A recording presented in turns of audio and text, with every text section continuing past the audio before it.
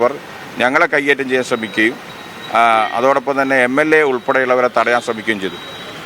അങ്ങനെയുള്ള ഒരു എന്താ പറയുക കാഷ്വാലിറ്റിയിൽ പോലും കയറിയിട്ട് SFI DYFന്റെ ഉത്തരവാദിത്തപ്പെട്ട നേതാക്കന്മാർ തന്നെ KSU പ്രവർത്തനം ആക്രമിക്കുന്ന ഒരു സ്ഥിതിവിശേഷമാണ് ഉണ്ടായത്.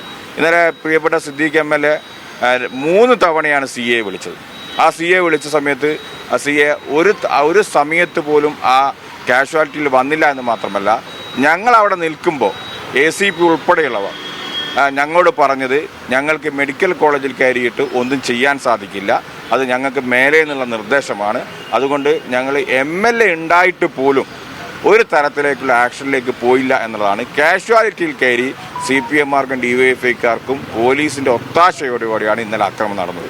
അതുകൊണ്ട് ഞങ്ങളതിൽ കൃത്യമായ നമുക്കറിയാം, ആശുപത്രിയുമായി ബന്ധപ്പെട്ടുകൊണ്ട് പല നിയമങ്ങളുള്ളതാണ്. അപ്പോൾ ആശുപത്രി സംരക്ഷണ നിയമപ്രകാരം ഈ CPMൻ്റെയും SFIൻ്റെയും നേതാക്കന്മാർക്കെതിരെ ശക്തമായ കേസെടുക്കണമെന്നാണ് ഞങ്ങൾക്ക് ആവശ്യപ്പെടാനുള്ളത്.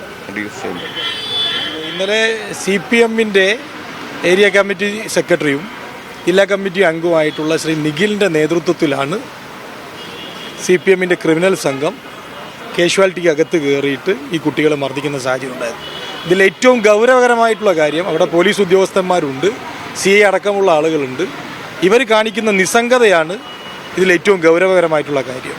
ഇവരുടെ പോലീസിൻ്റെ ഒത്താശയോടുകൂടിയാണ് CPMൻ്റെ ഗുണ്ടകൾ ഈ നേതാവിൻ്റെ നേതൃത്വത്തിൽ ഈ ആക്രമണം നടത്തുന്നത്. ഞങ്ങൾ പരാതി കൊടുത്തിട്ടുണ്ട്. മറ്റ് സമരപരിപാടികളുമായി ഈ CPM പോലീസ് ഗുണ്ടായിസത്തിനെതിരെ ശക്തമായിട്ടുള്ള സമരപരിപാടികളുമായി വരും ദിവസങ്ങളിൽ ഞങ്ങൾ മുന്നോട്ട്